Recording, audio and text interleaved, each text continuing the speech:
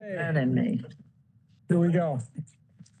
I'm calling today's meeting to order 1:03 on June 26th. Thank you all for attending today, and we're welcoming board members in person and remotely via video conference. Also to the viewing public, thank you for joining us today. We'll have our town supervisor in the house, so let's give a shout out to Derek. And before we begin, I've been asked by Cindy she'd like to address the board for a couple minutes. So I just wanted to say thank you to all of you. Earlier this month, I shared that with Ashley and Michelle Crew that I have accepted a position as a CEO for a ski area in Colorado. My last day with ORDA will be July 18th. However, I will be supporting the team for a period of time to help them through youth projects. I really just want to say thank you to all of you for your support. Thank you for your diligent Good work. luck. That's a loss. Good luck. Please note, this meeting is being videotaped. A link to the video and transcription will be posted on the Olympic Authority website following this meeting.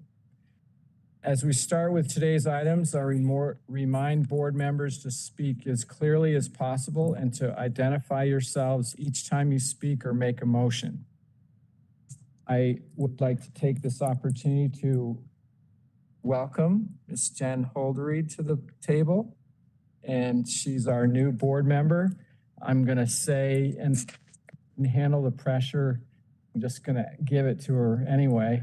She's got a tough seat to replace. She is taking over for Andy Lack, who did a phenomenal job serving our board. And he was very instrumental in World University Games and especially helping convince Governor Cuomo that it was a worthy event to invest in. And then Mike Pratt took the lead after that and got Governor Hochul to join in on that. But with that, I'll formally invite Jen to the board and look forward to working with you. Welcome. So an agenda is included in your committee packet. And with that, I'll ask Renee for a roll call, please. Joe Martens. Bill Beanie. Here. I noticed, Bill, I saw you note you're here. We didn't hear your audio, but I can note by your in motion. Cliff Donaldson. Here. Frank Cardinale.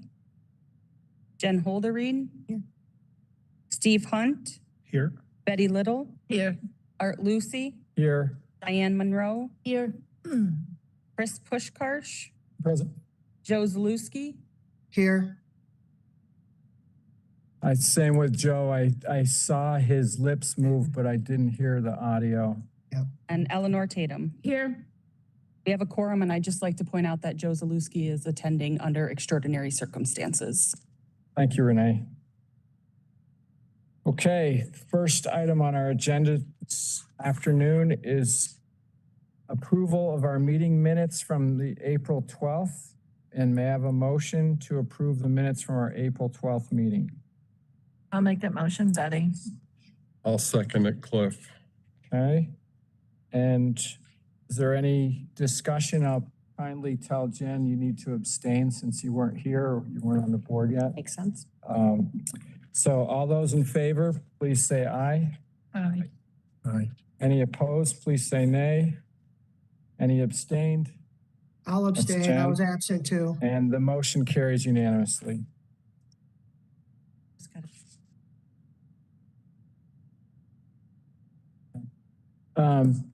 Is it possible that Joe's audio is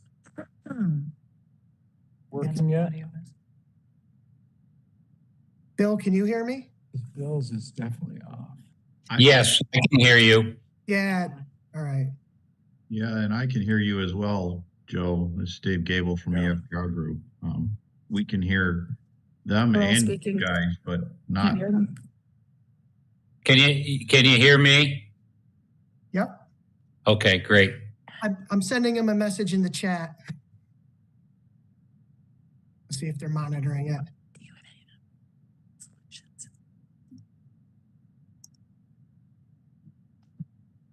Tell you exactly what's going on. We hear them on the stream. I'm not certain why our speakers are not growing. I had them on. Yes. Yeah, we can hear you and we hear each other online.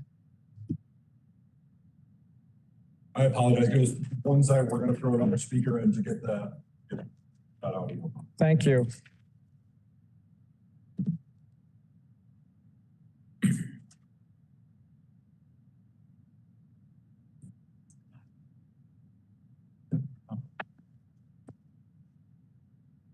Thank you.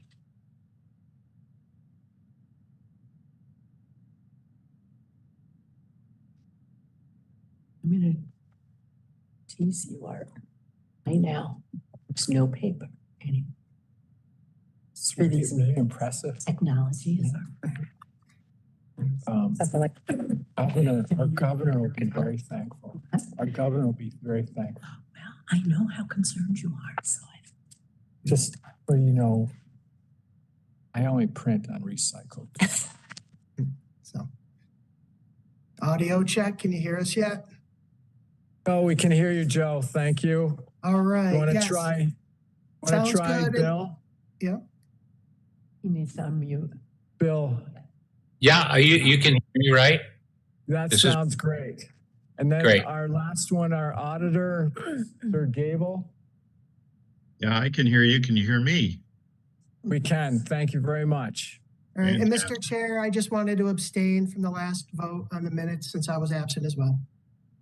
Thank you very much, Joe. Get that, Renee. So 2 abstentions. Noted. Well, the next agenda item is the Governance Committee report. Chris, could you please give your report? Sure. Thanks, Art. The Governance Committee met on June 11 to review the annual resolution with the designation of the Olympic Authority's policymakers for 2024 and 2025, and to review the annual resolution regarding certain Olympic Authority policies, including a revised background check policy and a proposed change to the Olympic Authority's time and attendance policy. Resolution 536 identifies the designated policymakers for the Olympic Authority as required by the Public Authorities Law and requests board approval for staff to amend that list that must be submitted to the New York State Commission on Ethics and Lobbying in Government, should that become necessary prior to June 2025, when the Governance Committee and the board would review and take up the list again.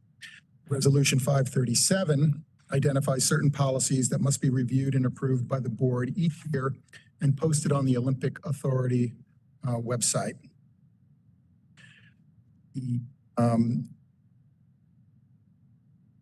The background check policy has been revised to clarify that in addition to the categories of background checks that are to be conducted for all people hired or promoted into specific titles, such that all new employees will be subject to a multi-jurisdictional search of sex offender registries.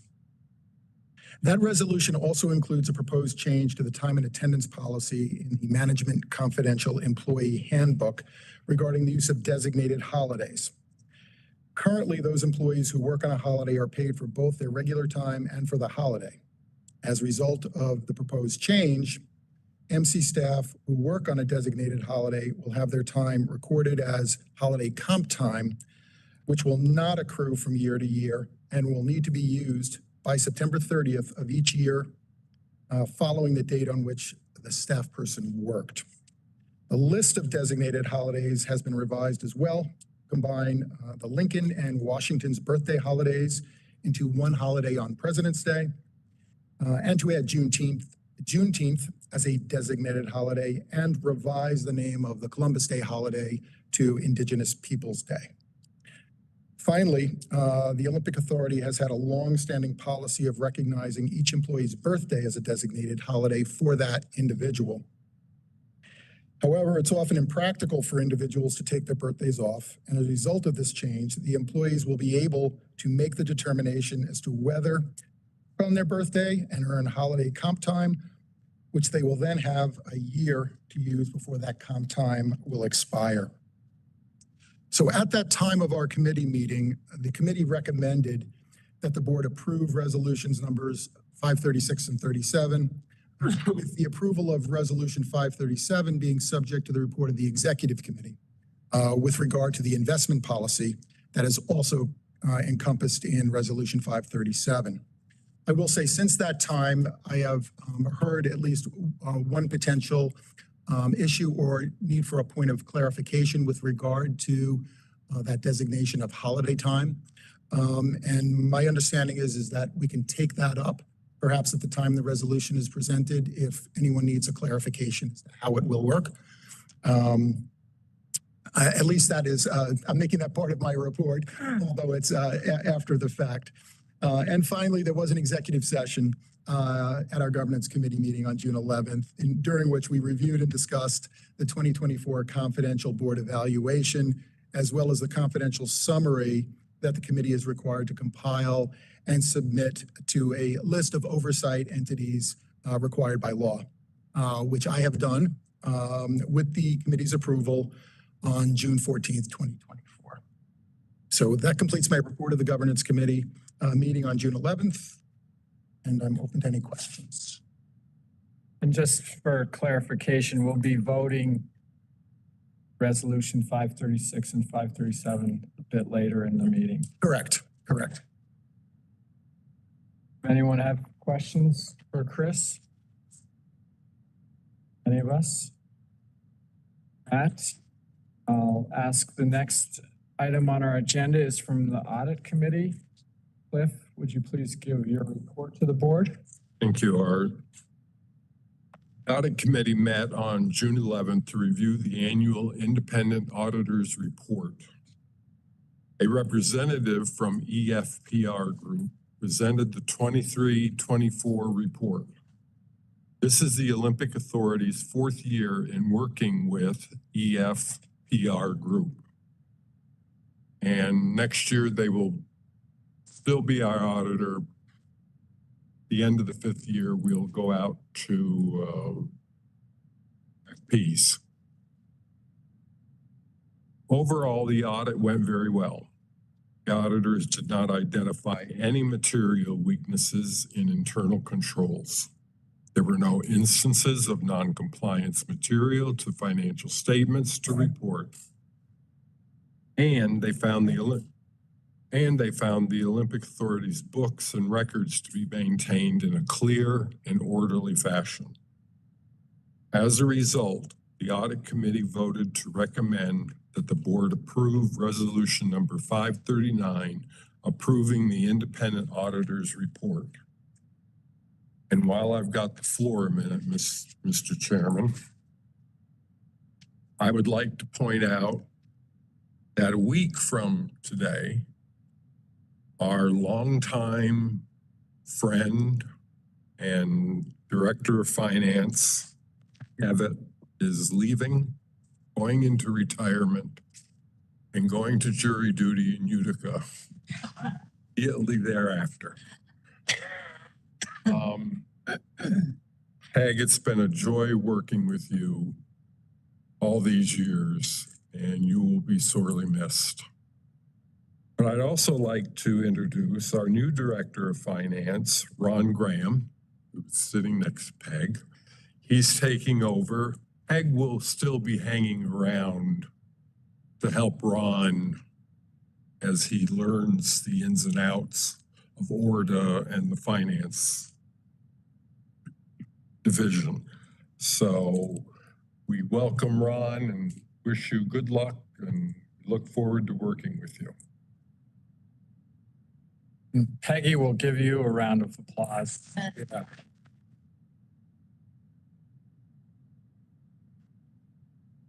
Yeah. I'll just make one note on Peggy. When I first got on the board, I was a little bit disappointed that we weren't getting interest on our money. And one of her first tasks was to explain how we could do that. And part of it is we had to get out of debt first. And Mike led a spirited charge to get us out of debt, and sincerely appreciate that. And if you reviewed our financial reports from the last year, you'll see the interest income was tremendous the last 2 years. So special thank you. The next, are there any other questions for Cliff? Excuse me, on the audit committee report? Obviously, we'll be voting later on, it's number 539, which you mentioned in the report, resolution 539. So the next item on the agenda is the executive committee report, and I'll provide that.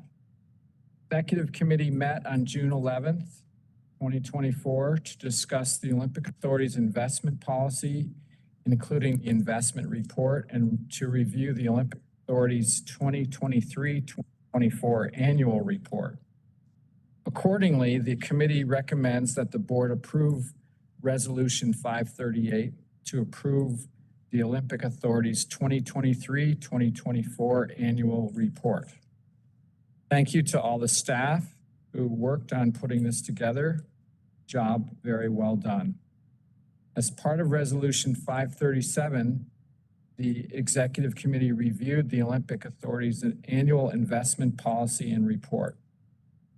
Accordingly, the Executive Committee recommends that the board approve Resolution 537 insofar as it authorizes the submission of the investment report, which includes the Olympic Authority's investment policy in accordance with the requirements of the Public Authorities Law. Are there any questions or comments on the Executive Committee report?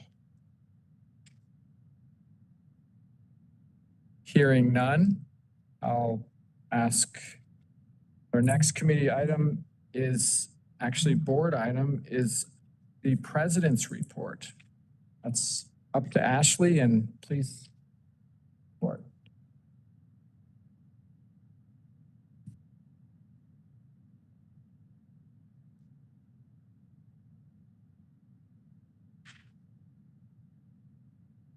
This is when we can really load up on questions. She's right here and the report's right fresh in our hands. Okay, thank you. Right. Since our last meeting in April, we've had quite a bit of work going on at all of the venues.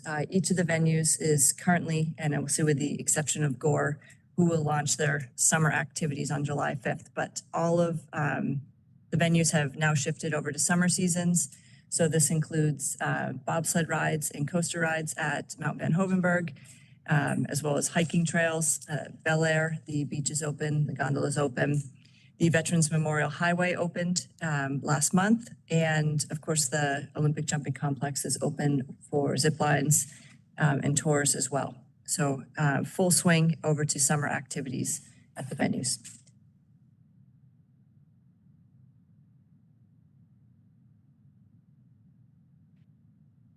In addition to all of the summer activities, we have also started to kick off our construction and maintenance seasons.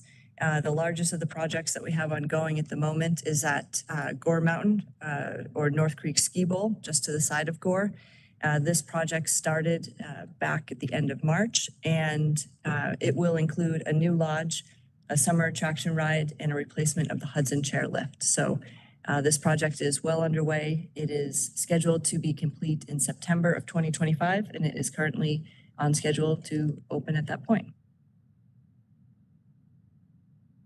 Here's a nice little photo of our ceremony for kicking off the beginning of the construction. The Lieutenant Governor joined us, as well as Betty. We had Kevin Bean, who's the town supervisor of Johnsburg, Jim Siplon, the Warren County EDC president, and Sterling Goodspeed, who is a citizen of the town and a bit of a historian in his own right for the area. So this was a wonderful celebration to highlight the start of the project and also gain some enthusiasm in the community.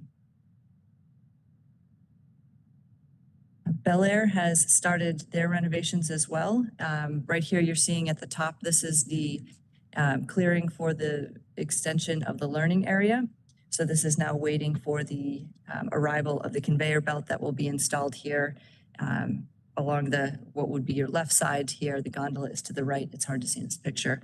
But this will be a unique feature, and it was pointed out on a recent visit that most conveyors, you take the conveyor to the top to start skiing. One will be in reverse. You'll arrive at the top, ski down, take the conveyor back up. So this is a much welcome project as it will continue to expand our ability to host lessons and programs, which is desperately needed down at Bel Air. In addition, there's trail improvements and to the snowmaking as well. In particular, Dot Nebel, the main race trail for the mountain, is getting installation of new snowmaking to increase our ability to open the mountain earlier to serve our racers and provide an improved experience on that race trail. I think to break in on that race trail, our present snowmaking was covering like half of it, I think. And so we needed to be able to cover both sides with the new ultra efficient energy saving devices. So it should make that a lot more. And it was really clogging things up because they had to dump so much snow so they could try pushing it over. Yeah. This is badly needed. That's a very busy trail. And we have a NYS race program that's there that uses it as well as other organizations, but this will continue to support our partners. Great. And Dot Nebel is quite a wide trail, so that the need to be able to efficiently make the snow is important. Here we have Discovery Lodge. This also at Bel Air is the main lodge at the base of the mountain. This is undergoing an expansion. The expansion will increase the square footage. And additionally, the rental shop used to be in a auxiliary fabric building to the side of it. This new expansion will incorporate the rental shop into the building. It also is undergoing a food service and kitchen upgrade that's well underway and will expand the services to all the guests. We've seen tremendous growth at Bel Air, and both of these projects will continue to support that growth. I'd brag about that we're not heating the outdoors anymore. In the fabric building, we kind of were doing that. Well, and that had a 10-year, it had a 10-year life. We nursed it a little longer, so. Yeah, it served well, but now it's time. We're meeting the energy objectives of our governor too. It's very important. Energy saving objective. Moving on to Whiteface, the major project at the mountain has been the gondola haul rope replacement. So this haul rope that you're seeing here that's being replaced will now serve us for at least the next 2 decades. A bit of facts on it. This rope that you're seeing there is 16,000 feet long and weighs over 135,000 pounds. So quite a massive production to get this replaced. It was a long lead item, took about 6 months to order. And we had a crew of our staff and the Doppelmayr team that were here to replace this. So kind of a neat project for everyone. Quite a massive. I remember the first time you told me they were replacing the rope. I didn't know what a rope was, but basically it's a gondola cable. Giant cable, Yeah. yes. So, Thank you. Over at Bear Den at Whiteface, the patio project, which began in the fall, is now being completed this spring. They're set to start pouring the actual concrete pad next week. With the addition of the notch lift, it was really brought Bear Den and Whiteface proper, has connected the mountain. We've seen quite a bit of visitation over to Bear Den now that there's an easier way to access the main mountain. So this will help to expand the services. Also, if you've been to Bear Den recently, the ski slope really ends right in front of the lodge. So this provides a nice space to separate so people can walk across, access the notch. It'll have picnic tables, expanded area for the guests to utilize while they're there. I will be grateful for the reduced mud. I was just thinking that same thing. Because, It's really you know, And ice. and ice. come down there and then it's just Yeah, this will really elevate it. The ski Yeah. racks will have a nice location. There will be a clear walking path. It'll also be easier for our ski instructors when they're having their lessons show up. It will be better defined where to meet your lessons and provide a better guest experience. it's a great move. Mount Van Hovenberg, their major project that is through phase one is expansion of the roller loop. So when the project was initially done, since then, it's gotten quite a bit of use from all of our teams that train here. Some of the areas, as you're seeing on the left, more of the high-speed corners need to be widened. We did start the project and put a pause on it while we waited for our U.S. biathlon teams to complete their training camps. And we will continue it with the paving as phase two, which will happen in the next week or two.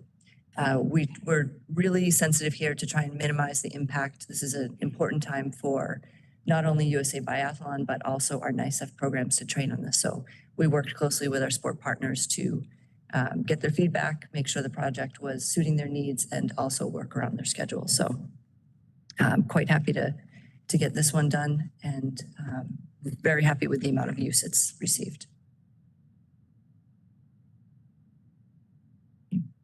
I mentioned our sport partners just a moment ago.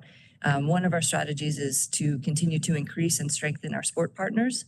I'd like to note that we have created one new partnership this year with UCI Mountain Biking.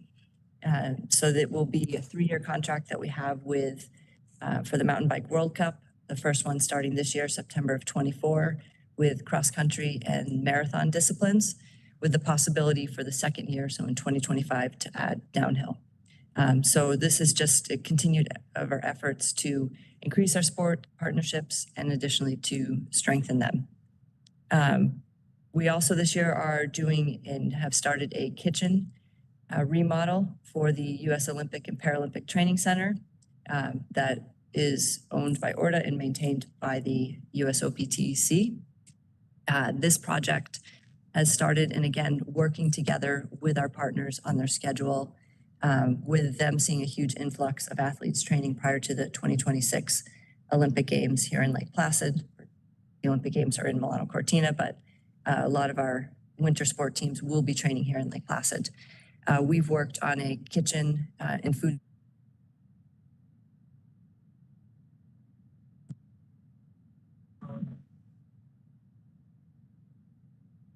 in the lead up to 2026. Okay. Another strength with our international federations is we just hosted 2 international federation congresses, the International Bobsled and Skeleton Federation and the International Luge Federation.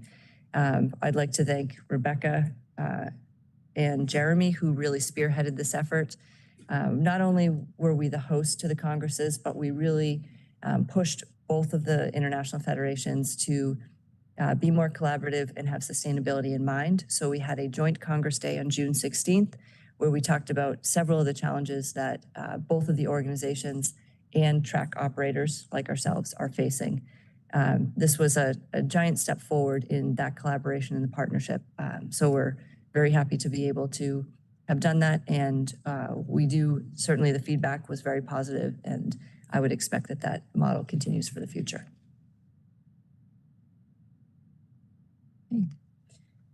Moving on, we held the U.S. Figure Skating National Intercollegiate Final here back in April, and this hosted 16 of the top intercollegiate figure skating teams from across the country that competed for a team title for the 2024 National Intercollegiate Final, which took place April 12th to the 14th at the Olympic Center. So this was a very fun event. Some really talented and the best of the collegiate figure skaters in the United States. And a great time of year to have an event since there's not a lot going on in April. That's true. We just wrapped up the Lake Placid Figure Skating Championships, and a few fun facts on this event. It has been held here in Lake Placid since 1957. This year we saw over 200 competitors, and from a year-to-year comparison, we doubled the amount of ticketed spectators this year. So we'll look to continue that growth for the future. And that's a great photo. Yeah. The conference center, difficult to see here on the left-hand side, but that is just a quick snapshot of the major conferences that we have scheduled here. This does not take into account some of the smaller conferences, whether they be a single day event or an event that's booking just one property. Some of those additional events are not just hosted at the conference center.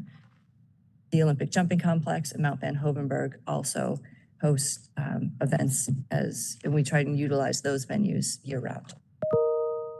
Did when you hosted the luge, bob, and skeleton meetings, were the meetings here? The main meetings were here. Right. We hosted more social activities at Mount Van Hovenberg and at other properties in town. Great.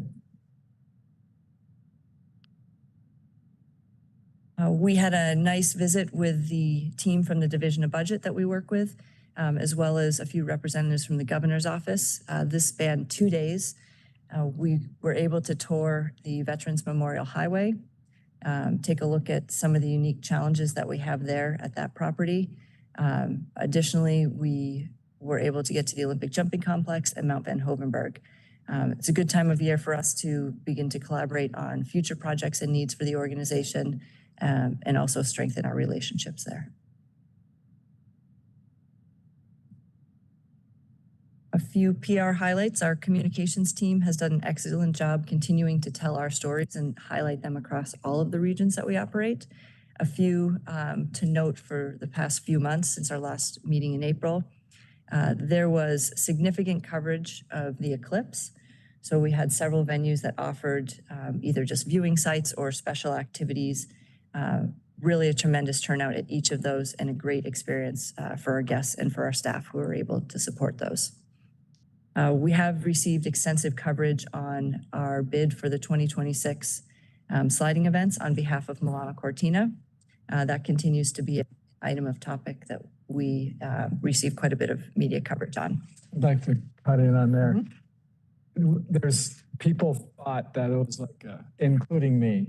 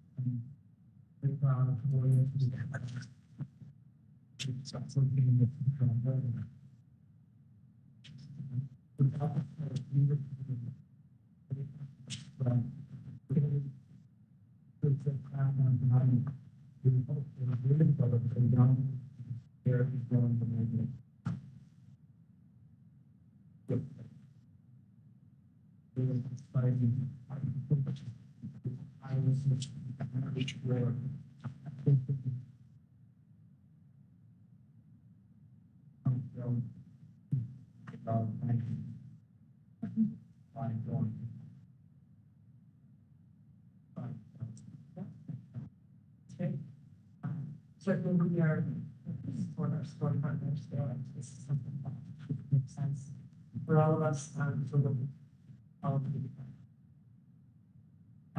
the other large item.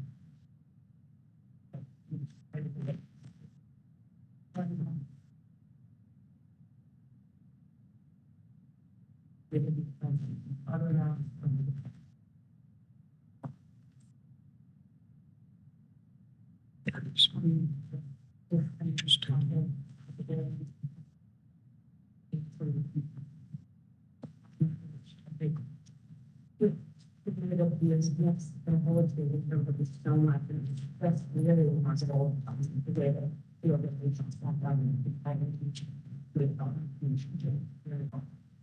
Thank you. It was a great build of collaboration.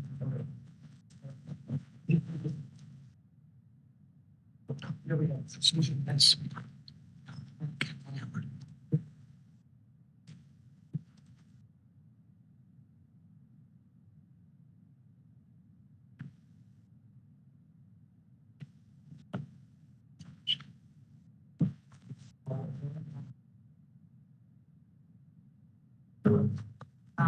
And one last, thank you for the pretty one big bigger report on.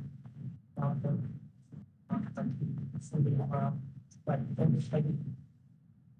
30 days. Fine, I'll build it. Well, and take the kids out.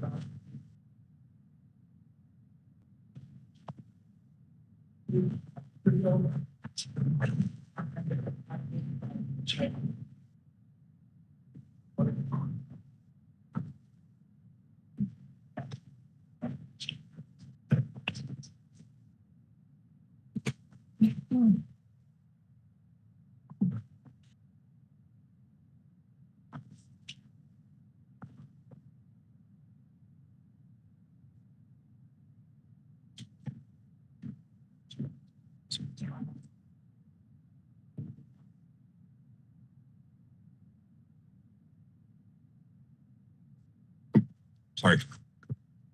You're good.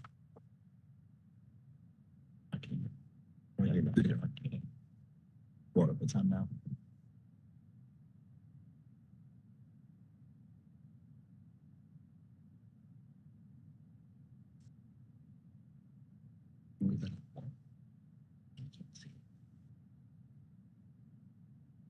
Why?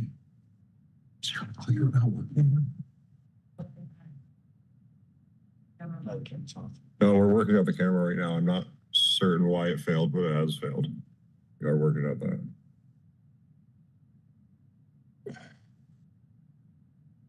I don't know.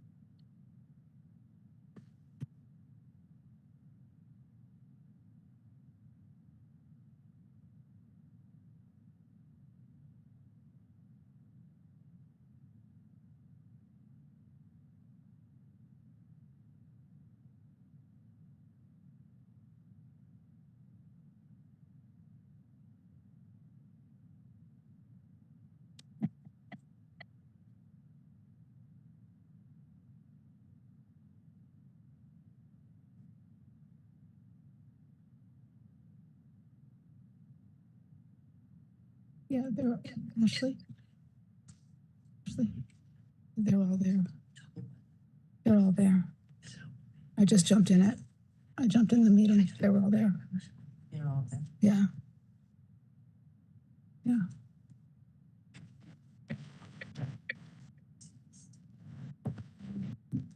See us, they can see this.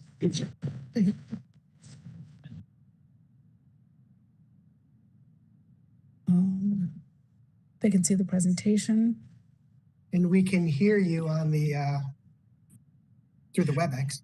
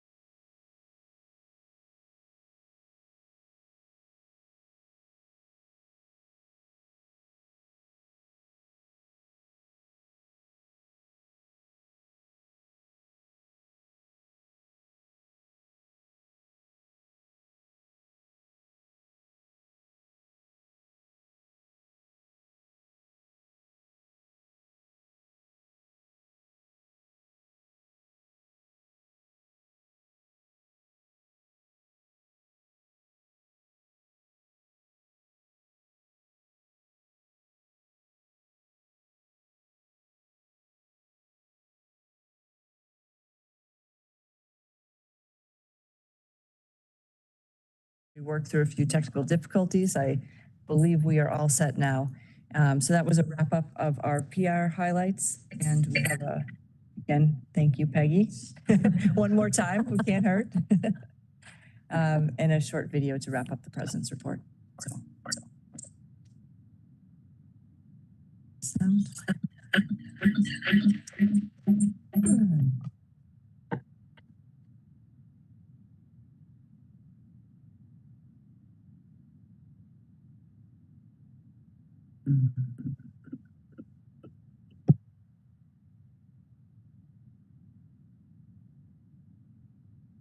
It's much better with sound. Who's singing? What's the Etheridge? Or? Yeah, that was an interesting choice.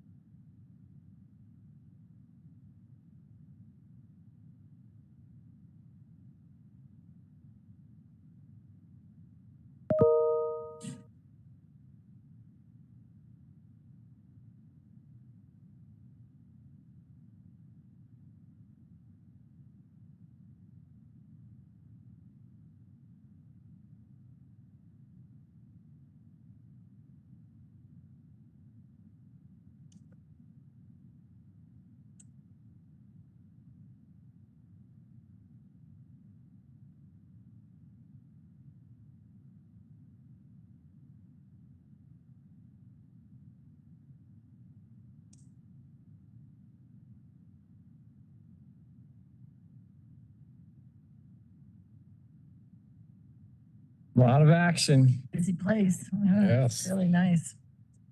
So this opens the floor to questions. Does anyone have a question or comment for Ashley? I know, we'll watch it again. Yeah. But. No, one thing, this is amazing, and I saw it before at the executive committee meeting, but this whole report is just wonderful to read every bit of it, and you learn so much more than what you think you know. And, you think you know what's going on up here. It's just full of information, and I wish every town around us had these, but they're online, right? And they can get it on our website, and we're doing what we can. Excellent work on that. Thank you. Now we'll talk about the annual report later, right? In the resolution, I'll give a Okay. overview of it. Yes. Okay, there's no old business on the agenda, so we'll move on to new business. And there are 5 proposed resolutions on the agenda.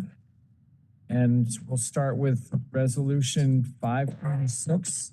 I have a motion to adopt Resolution 536. So moved. Second. So moved by Diane, second by Eleanor. And before we vote, we'll do a discussion.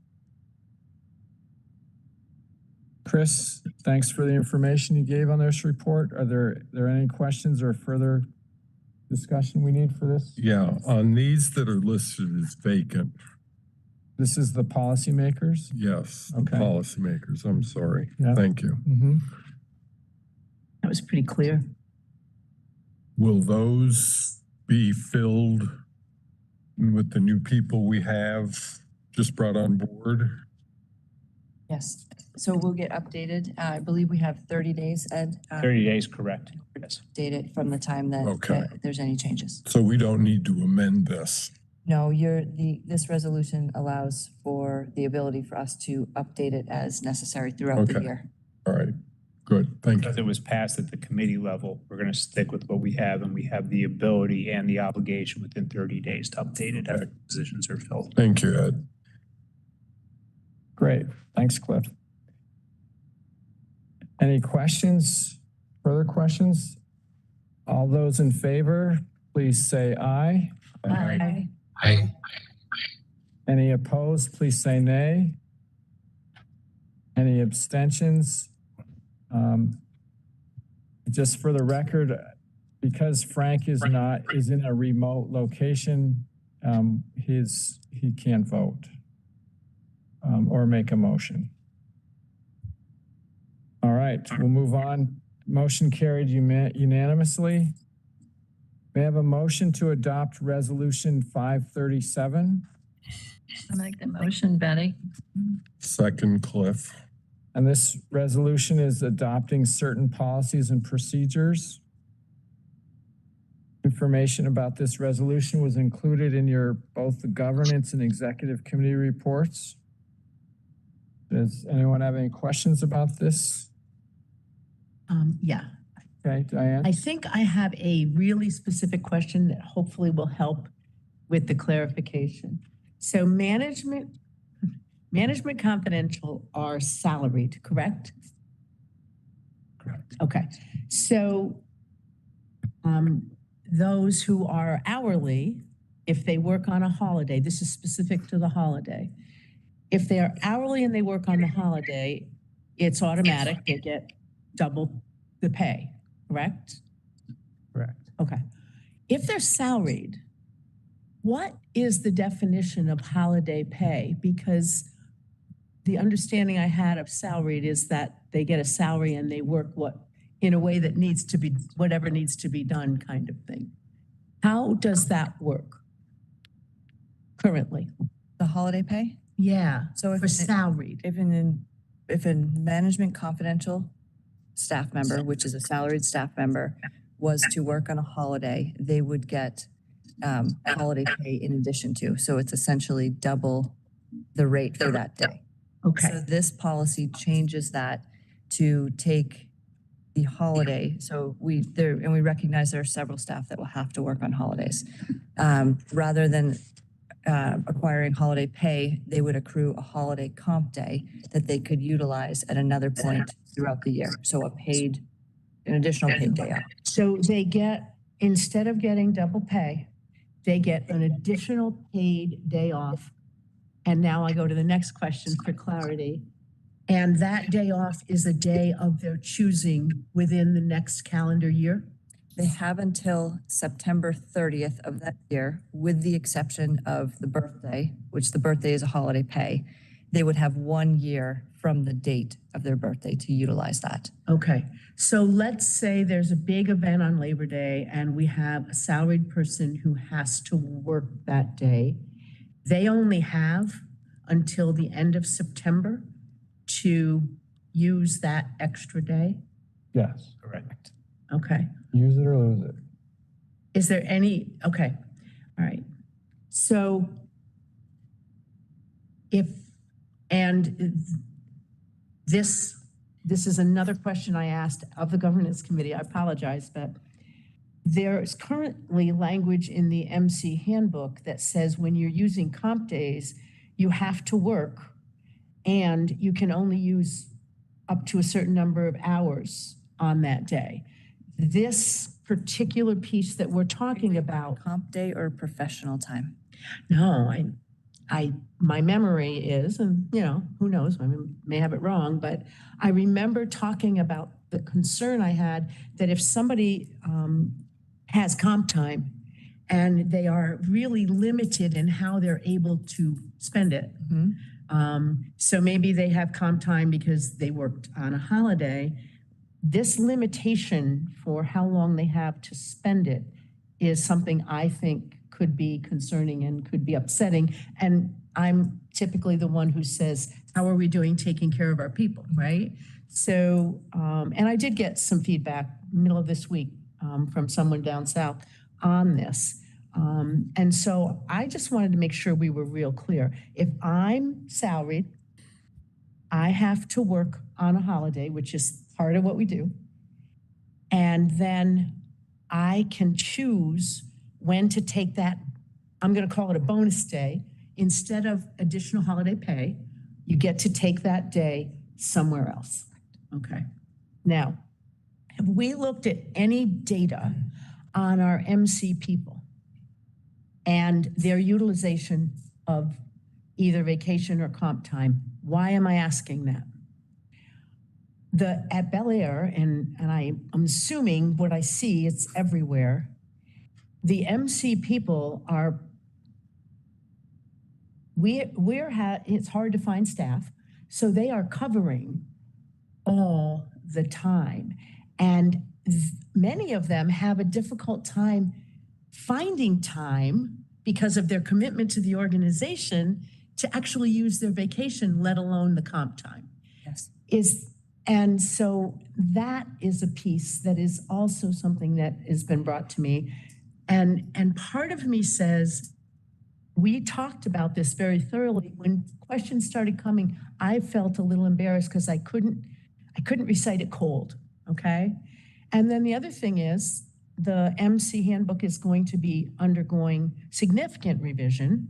And that's, you know, we know that, and it's on deck, right? Is this something that this particular piece, is it something we could hold off on? The other policies that we talked about, I think are clear, but this one for me is starting to feel a little muddy. And I wanted to bring that to the board and say, is it wise for us, rather than we stir everything up and then realize we have other things to fix, that we hold off on this particular piece? I don't have the answer. I just have the question and the examples of why I'm asking it. And I believe that the question on the comp time, I think it was 4-hour increments that you had to be at work for 4 hours. You have to work at least 4 hours to be able to use your comp time. Right, and you only could like take 4 hours at a time for comp time, so you couldn't take a whole day at a time, according to the Management Confidential, at least what I had seen about it. And maybe the devil's in the details, and how this proceeds forward is the key. But when the question came to me and I started asking myself if I really understood it, I couldn't say I did. So I don't know what any other, and Ed may. I can speak to it. This policy change is specific to working on a holiday. Correct. So it's holiday, and then it's effective October 1st, 2024. And then you've got that 1 year cycle from October 1st through September 30th. If you have to work a holiday, the comp day, you have to take it before September 30th. That's pretty clear.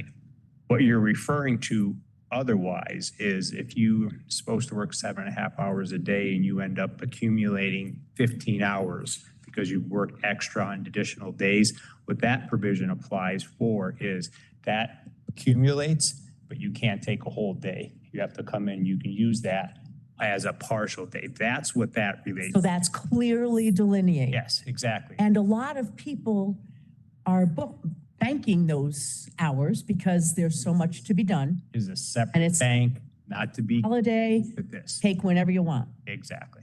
Okay, as long as it fits into that cycle. Right, and you're right. I mean, if you have to work Labor Day, you do have a very limited window within which you have to be able to take that comp day. Especially if you get other time off that you haven't been able to use because of the demands of the organization. I agree, but I think that's Another issue. another part of the whole MC revisit, right? I would agree. Yes, yes. This is specific to having to work a holiday. And so are there any constraints around, so say you have 4 or 5 comp days that are coming to you because you've worked 4 or 5 holidays, are you allowed to use those all together? Yeah. You know, you have to, the part of this too is you would work with your manager or your supervisor on those scheduling, right? And to your point, Diane, so there are considerations and there are some rare occasions where we may have to ask a large amount of staff because we have an event or something. Exactly. That is the one consideration that needs to be taken into account if there's an incentive for them to do so. But from a fiscal responsibility standpoint, we need to be managing and taking a look at our payroll, particularly our overtime and this holiday pay. This is one way to sharpen the pencil on doing it. And I absolutely recognize that, and being fiscally conservative, that drew me to it. All right. It was when I started to recognize some of the complexities and how it might interface with our people and what challenges it might present that I raised the question. Are we ready for this piece of it right this minute? Or is it a good idea to run a pause just on the holiday piece? Because the rest was very clear and very, I can articulate that. And yes, we do have to be more fiscally careful. I get that. And I like that. But I am concerned. And the fact that it's clearly delineated helps. But again, I'll go back to the question I kind of slid in there and kept moving. Did we take a look at, do we have management confidential people who are so devoted to this organization that they're not taking their time even in a year? And I don't know the answer. But I see them working often 7 days a week. And it's not reducing when you come into the summer months because of the number of events that are growing and the fact that we don't always have the staff, but by golly, we have the spirit. They want to get it done. So if anybody has any other perspectives, I'm listening. I think that just real quick, Art, sorry, just to answer your question about do we have MC staff that do not utilize all of their time on a yearly basis? The answer is yes. Yeah, my comment is you're in a resort areas, your chosen resort careers. There's no question that midweek in November and April and May, you can utilize those days. You can, I'm just saying, as a fellow business owner, that's when our staff is encouraged to take their vacations. And that's why you choose to live in North Creek or Bel Air or Lake Placid and choose these kind of jobs. I think that this is a very thoughtful policy, and I think it's very delineated and very followable. And so I would just say I'm comfortable with it. I hear you. And I was a school superintendent. I'm sorry, you're supposed to be working during the school year. And I understand that thinking. Do we have any idea what the other resorts in the area do in terms of this? Is it double time for holidays? No. No, this is extremely generous. It's New York. Compared to the private area, this is. I'm talking like down by us, at least, like Hunter and like Vail Resorts and those guys. I don't think so. I doubt they're this generous. I don't know, and I don't know that there's any staff here that would know. the management confidential position is a different type of position. It's not a civil service. It's not a test. You know, people come into it knowing that they're here for a reason and, you know, they seek it and enjoy having it. And they hold us together. Days that they can take, and if they can't take them, And I can, most of them like their job and you know, don't always take all the days off. yeah, all I'd say to answer Ellie's question is if you want to compare retirements at Wyndham and Hunter to the New York State, it's not even in the stratosphere. No way. I was just asking a particular question just to see Yeah. if there was comparison available. I'm not aware, but. And I'm confident that in any of the private areas, they don't have some of these what are viewed as generous and so. It's only a government thing. Good questions, Diane. Thank you. Are there any other questions? All those in favor of the resolution, please say aye. Or hang on. Aye. Wait. This is 537, correct? Yes. The blurb, Oh, you have another. Okay, I thought, top of the next page.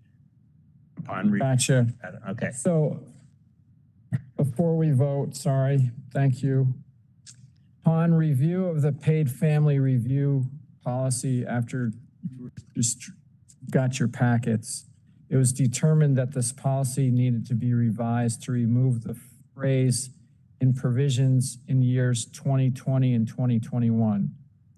So a revised version of the paid family review policy has been provided to you and posted on the Olympic Authority website. Does anyone have any questions regarding the revisions that were proposed? Everybody's clear that basically when it was first implemented, there was a phase-in period, and during the review, it was missed. So we just wanted to clean it up. As long as we were approving the policy, we figured we would get it right now. So what will happen is what was included in your packet will be replaced with version that was distributed, posted on the website, and that will be part of the resolution. That was July art, right? So are we changing the resolution at all? No, the attachment to the resolution, and that's why Art is going to ask for a motion to amend resolution 537 presented to replace the policy attached thereto with the revised policy that was distributed. Thank you, Ed. So, and in the full resolution, may I motion to amend resolution 537 as presented to replace the paid family review policy attached thereto with the revised policy? Make that motion, Betty. Second, Cliff. Thank you, Cliff. Can I abstain?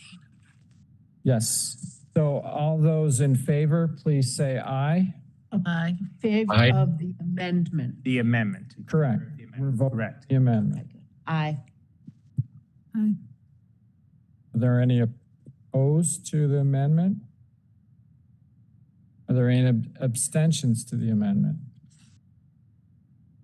All those, the motion passes unanimously, the amendment to resolution 537.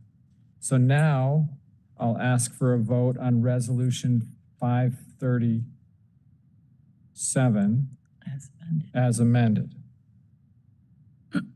Make that motion, Cliff. I'll second it, Betty. No, there doesn't have to be a motion. There just has to be a vote because it's the motion's already pending. I'm sorry. Okay, just Thank a you. vote. The vote. So we're asking for a vote. Yes. So I'm asking for all those in favor, please say aye. Aye. Are there any opposed? Please say nay. Nay. Okay. Are there any abstentions? Yes.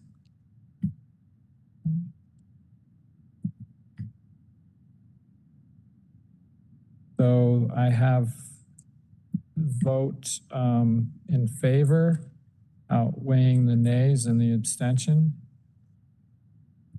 So I'll ask for a motion to adopt resolution 538. This is the resolution approving the Olympic Regional Development Authority annual report. I'll make that motion, Betty. Second.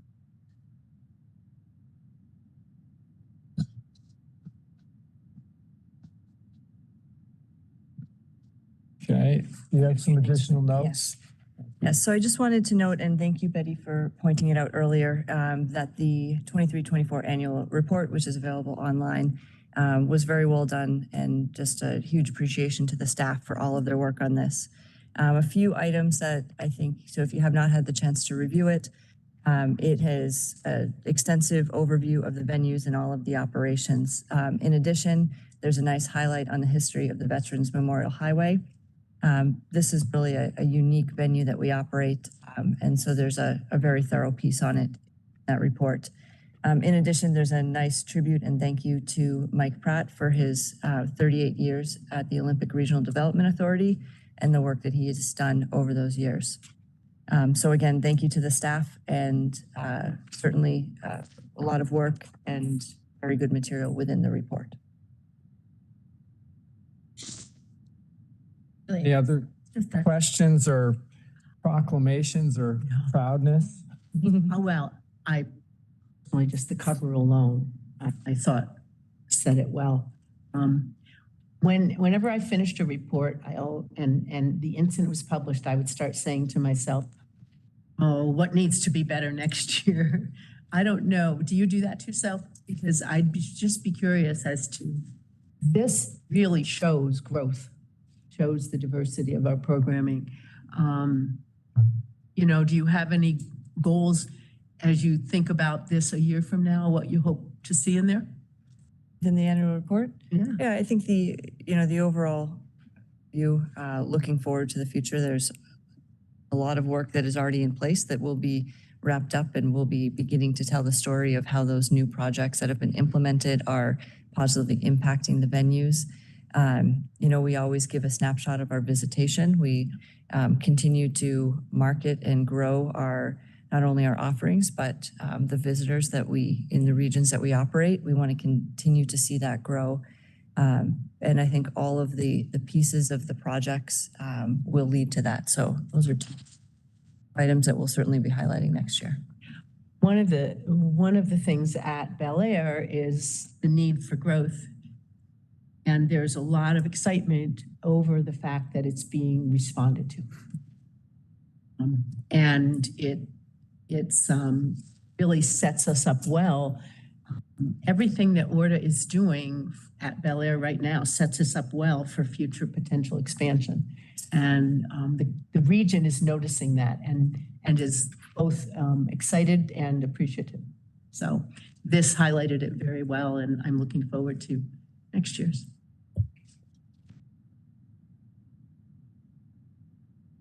I think the compliments have been noted. Betty? That includes the financial report, which, you know, is amazing how well we are doing and how we are no longer in debt. We are actually making money through our investments. And I can remember when we had the bill, the resolution to form an investment policy, and my question was, what do we have to invest?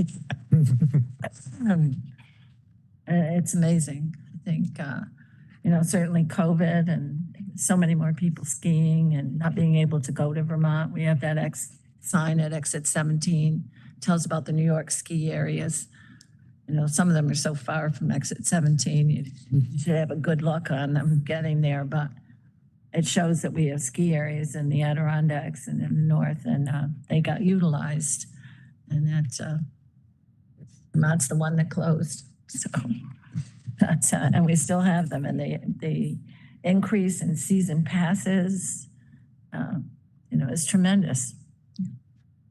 So thank you. Thanks to Betty. the whole operation for what they're doing. Keep it up. Good. And thanks, Snow. So, do people remember the motion? I'll just inform what you're voting on again. It's the executive committee's annual report. So all those in favor, please say aye. Aye. Aye. Any opposed? Say nay. Any abstentions? Motion carries unanimously. Next, may I have a motion to adopt Resolution 539? This resolution approves the independent auditor's report. I'll move. Second. Second by Ellie. So information about this resolution was included in the audit committee report. However, I understand that Ashley has some additional notes, and we do have one of our auditors present online for any questions. All right. So the audit, obviously, it ensures that our process is accurate and compliant, as well as helps us reduce areas of risk and increase our efficiency. We have 1 year remaining on the contract for EFPR, then it will go out to an RFP, which EFPR will also be eligible to bid on. They will just have to change their lead should they win that RFP process. One of the areas of efficiency that EFPR has brought to our attention is that they recommend that we consider the audit committee have the ability to approve the audit, which would allow us to complete the audit, would allow us more time to complete the audit.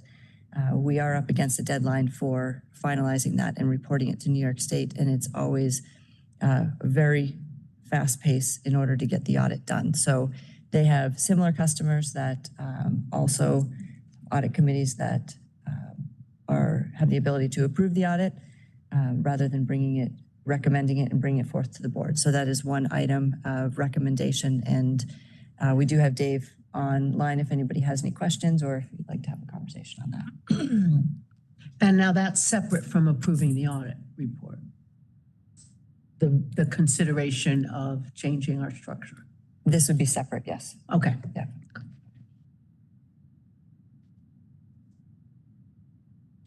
So any questions?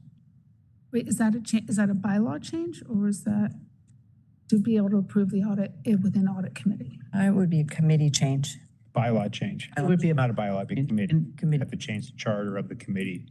That'll be a separate. Have to change the charter for the committee to authorize them to approve the audit on behalf of the entire board. And we have some time. Yes, So that was something that would go back to governance committee to do that. correct. Yes, Betty. This would mean that the audit committee would approve their audit themselves rather than coming to the committee, which when we get it at the committee, if you're not on the audit committee, you have no idea what's in the audit report. Yeah. Therefore, it seems logical that they could approve it. And if there's a problem with it, we would have to deal with it. Correct. That's part of the discussion we'll have to have. Should we just decide to pursue that, we'll have to have a conversation about whether or not we want to do that. Yeah. Well, the audit committee is being the independent auditor's audit. We'll wait until we have all the information. But that's not before the board today Okay. It's just for discussion. for discussion, correct? Okay. Now, maybe since Dave is here, a question just came to my head on this. If we are on the board and we have a fiduciary, we have a responsibility, and we are outside the approval process of something as important as the independent auditor's report, how does that, I'm not on the audit committee and have no interest in being, but if we are outside that and there ends up being a problem, what does that mean? So when the research is done, that's something I'm going to want to know about. We can answer that. Because if you're delegating that to a particular committee, then they're acting on your behalf. You're trusting them to do that. There are certain things that, for instance, the executive committee can act on behalf of the board in certain circumstances. Right. So it'd be the same thing. If the executive committee were to act on behalf of the board, then the board as a whole would be, they'd be bound by that decision of the executive committee. Although they didn't participate in it, That would be the difference, Diane. You're not participating yet, but the board and the organization would be bound by that. Okay, thank you. Would I be correct in saying that if there was an issue with the audit, that would always come before the full board anyway, if there was some sort of issue? It's hard to, I don't know what you mean by an issue. Well, if the independent auditor comes back and says, yes, there is an issue in the audit, presumably that would always come before the full board. Right now, it would have to come before the full board because the full board has to approve the audit. So if it was later found to be an issue, it would come back to the full board. That's the way that it stands right now. And I can interject. If we as an auditor find that there's an issue with the authority or with the Olympic Authority, we would notify the board before we issue financial statements. It's not like an issue that we would find. We would bring it before the appropriate management, executive committee or board as we saw fit. It's not like the issues that we would find would come to you before we even issue a financial statement. We're not going to issue a financial statement that says, look, you have problems, and spring it on the board. If you have problems that we notice, we would never issue a statement without the board knowing that there are issues. So thank you for that. The question then is, for clarification, if we were to make the decision that this is something the audit committee can approve independent of the whole board, what you are saying is you found a big problem. You would come to the board, or because of that new designation, you would come to the audit committee. Which would you come to before issuing a report? Well, it really depends on the issue.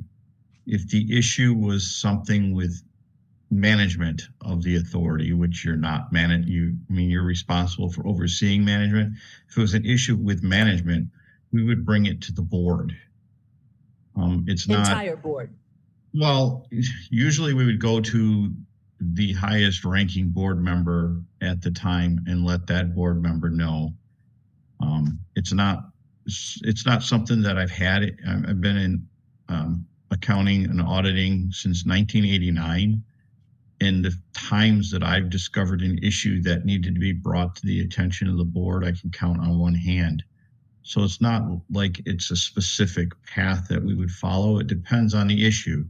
If you had some fraud or theft, we would raise it to management if it wasn't involving management. If it was, fraud or theft involving management, we would go to the board, and it wouldn't necessarily be the audit committee or the executive. It may be to the president of the board. It may be to the treasurer of the board. It's just a matter of who we would report it to. And we do our audit, and we're in the field doing our audit work in very early on we were there, I think it was the last week of March or something. And we didn't present the financial statements to the audit committee until June 11th. We started the last week in April. So we had April and all of May. And if we were discovering any issues during our field work, we would raise it to the board well before we ever present our audited financial statements to the audit committee. So the issues that I would think, I wouldn't think there would be any issues with your audit committee approving the financial statements because, like I said, we pride ourselves on having a no surprise audit. I mean, if we were going to modify our opinion on our financial statements because we found material misstatements, we wouldn't do that until the board knew about it. It's not like we want to surprise somebody and say, oh, we got you. That's not what we do. We're part of your team. We want to keep everyone informed of everything that's going on. Thank you. You're welcome. Okay, so bring us back full circle. This resolution is approving independent auditor's report. And Cliff made the motion, Ellie seconded it. Are there all those in favor? Please say aye. Aye. Are there any opposed? Please say nay. Any abstentions? Motion carries unanimously. So do we want any further discussion on the recommendation that the audit committee give a report earlier so that I think I'd rather give people time to come up with what that would look like, right? And I think he made it a marked distinction. There's a distinction between the final report, final draft report, and any findings that he may uncover as they're doing their report. Those are two separate things. By the time we get to the committee, if there are issues that are apparent and need to be advised, the appropriate people would be advised well in advance. You would know about those before it ever got to the committee or the board approving that. I think that's distinction has to be made. It's not like it's going to be, here's the report, it's yay or nay. If there's issues, those are things that'll be addressed as they're uncovered. Exactly. The issues. And how we develop the charge and the new charges and all that. That's what I say. You'll bring us something. And we could also, as part of it too, it could be that the governance committee can approve under these circumstances, but we can put more framework around what happens if this is found or if that's found, so that anybody would be uncomfortable about just delegating it to committee. There would be more procedure in place that as things are raised, Ashley would have to be notified or Joe would have to be notified, just to make it clear what the procedure is before we get to the actual approval of the report itself. Thanks, Ed. Okay, we're going to move on to Resolution 540. May I have a motion to adopt Resolution 540? This is resolution committing capital and granting approval for the president and CEO to enter into an agreement for the purchase of snow grooming equipment. May I have a motion? So moved. Diane? Diane. Is there a second? Second. Cliff? Okay. And discussion, we'll let Ashley give us some information about these. So I wanted to note that overall across all of the venues that utilize grooming equipment, we have a strategic approach to how we utilize the equipment, when it's purchased, what type of equipment is purchased, and then how it revolves through the venues that we operate. Each venue has a different need. For this particular one groomer is going to Gore Mountain, which has the largest acreage of ski trails to maintain within New York State, and another going to Whiteface, which has some of the most rugged terrain within New York State. So we take a look and we have a strategic approach to the purchase, the maintenance, and the evolution of that equipment. There will be times that equipment will shift from one venue to another to accommodate those needs so that we're getting the very best of our investment. And these are the new, more efficient ones. These are not the hybrid. These are a piston bully machine. Okay. Okay. Well, that's technology is continue to evolve on the hybrid, so we'll wait and implement it when we feel it's ready. Okay. Got it.